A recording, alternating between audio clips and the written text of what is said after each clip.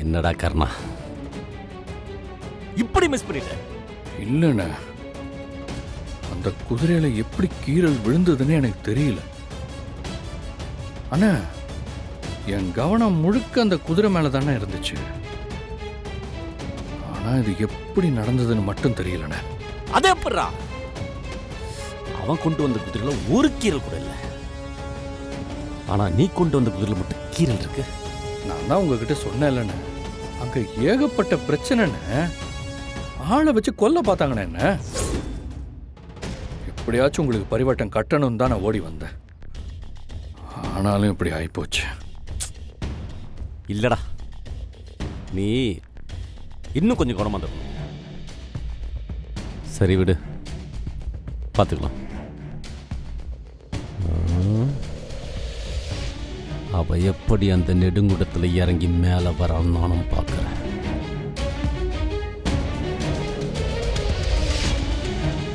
கர்ணா கொண்டு வந்த குதிரை இப்படி ஆயிடுச்சுன்னு வருத்தப்படுறியா? அக்கா, அங்க நடந்த விஷயமே வேற. என்ன என்ன சொல்ற இந்து? நீ சொல்றது எனக்கு ஒண்ணுமே புரியல. கர்ணாவோட உயிருக்கு ஆபத்து இருக்குன்னு என் உள் மனசு சொல்லுச்சுக்கா. அதான் நானும் காட்டுக்குள்ள போனேன்.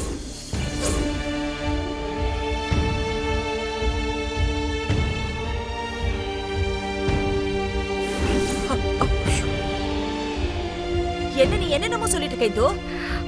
ஆமாக்கா, அப்ப கூட நான் கருணா கிட்ட எவ்வளவோ சொல்லி பார்த்துட்டேன், பரிவட்டம் வேண்டான்னு. அவன் கேட்கவே இல்லை. அப்பதான் அவன் என்கிட்ட அந்த குதிரையை கொடுத்து குளத்துல சேர்த்து கழுவுறதுக்காக போனான்.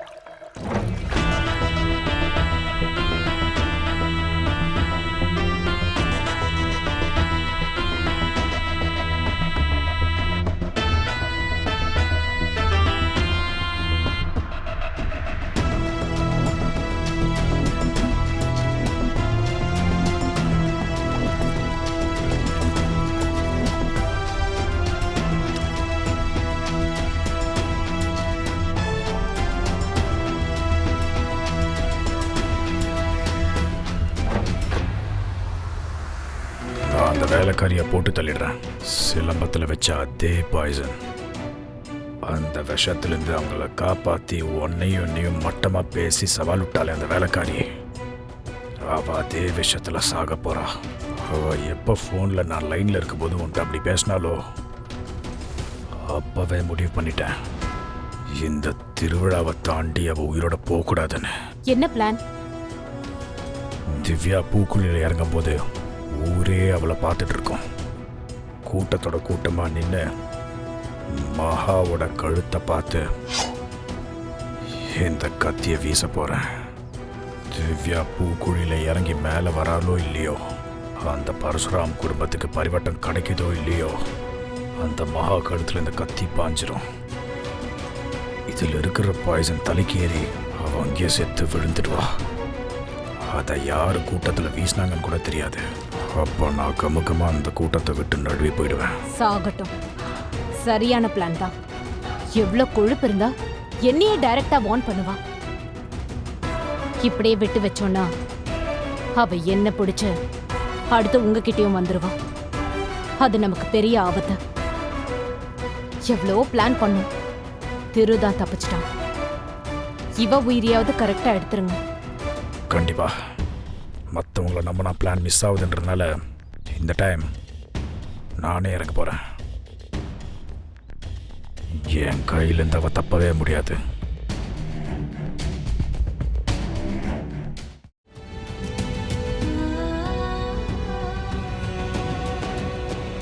என்னாச்சு? உன்கிட்ட கொஞ்சம் பேசணும். நான் சொல்றத கேட்டு நீ தப்பா நினைச்சுக்காத. ஹே, நான் உன்னை தப்பா நினைப்பனா? நானும் நீயும் என்ன அப்படியா பழகிருக்கோம்? என்ன நீ? திவ்யா, இப்போ நீ நெடுங்குண்டத்துல இறங்க போறதுக்கு ஒரு வகையில நான் தான் காரணம். கமான் இந்து, நெடுங்குண்டத்துல இறங்குறது நானே எடுத்த முடிவு. அதுக்கு நீ எப்படி காரணமா இருக்க முடியும்? இல்ல திவ்யா, நிறைய விஷயம் உனக்கு தெரியாது. கருணா கொண்டு வந்த குதிரையில கீறல் விழுந்ததுல அது தானா விடல, நான் தான் உடைச்சு வச்சேன். என்ன சொல்ற இந்து? பாவம் கருணா ப்ரோ, அவ்வளவு கஷ்டப்பட்டு போனார் அந்த புறவியை எடுக்க. என்னாச்சு இந்து? நீ காரணம் இல்லாம இப்படி எல்லாம் பண்ண மாட்டியே. நான் காரணத்தோட தான் பண்ணேன். கருணா தோத்துட்டா உங்க குடும்பத்துக்கு ஈஸியா பரிவட்டம் கிடைச்சிரும் நினைச்சேன். கருணா ப்ரோ தோத்து எங்க குடும்பத்துக்கு பரிவட்டம் கிடைக்கணுமா? ஏன் இங்க அப்படி நினைச்ச? ஒரு முக்கியமான காரணம் இருக்கு திவ்யா.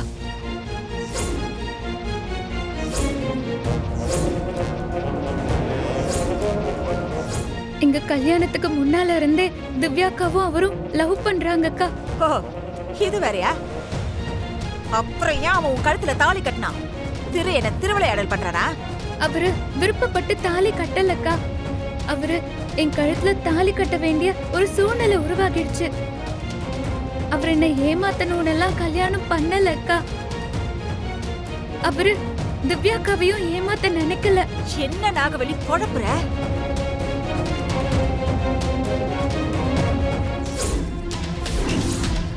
எங்க பொண்ணை காப்பாத்துங்க தம்பி, பொண்ணை காப்பாத்துங்க தம்பி.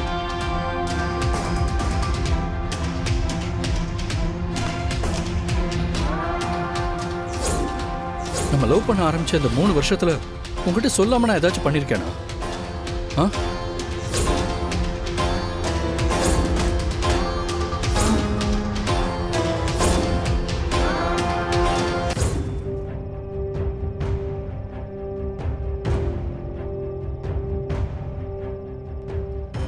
என்ன நாகவல்லி இது? உன் வாழ்க்கையில என்னென்னமோ நடந்திருக்கு. இந்த வயசுல உனக்கு இவ்வளவு கஷ்டமா? என்ன விடுங்கக்கா, எனக்கு கஷ்டம் எல்லாம் பழகி போச்சு. அவங்க 2 பேரும் நல்லா இருக்கணும். நீங்க போய் ஏதாவது சொல்லிட்டா அவங்களோட வாழ்க்கை என்ன ஆகும்னு யோசிச்சு பாருங்கக்கா. அப்புறம் நீ ரொம்ப நல்லவ நாகவல்லி. என்னைக்கு நான் உன்னை பார்த்தனோ அப்பவே உன்னை எனக்கு ரொம்ப பிடிச்சு போச்சு. உன்னையும் நான் என் தங்கச்சியா தான் பார்த்தேன். ஆனா இப்ப யார் பக்கம் பேசுறதுன்னே எனக்கு தெரியல. உன் நிலைமை என்னங்கிறத நினைச்சு பார்த்தா அக்கா, உன்னை அந்த சாமி தான் காப்பாத்தணும் நாகவல்லி. அக்கா, இந்த விஷயம் நம்மளோடயே இருக்கட்டும். தயவு செஞ்சு யார்கிட்டயும் சொல்லிடாதீங்க அக்கா. ஷோ, இந்த விஷயம் எனக்கு தெரியாமலே இருந்திருக்கலாம். இப்ப பாரு, என் மனசு கிடந்து அடிச்சுக்குது. கடவுளே, இந்த நாகவலிக்கு ஒரு நல்ல வழியை காட்டுப்பா.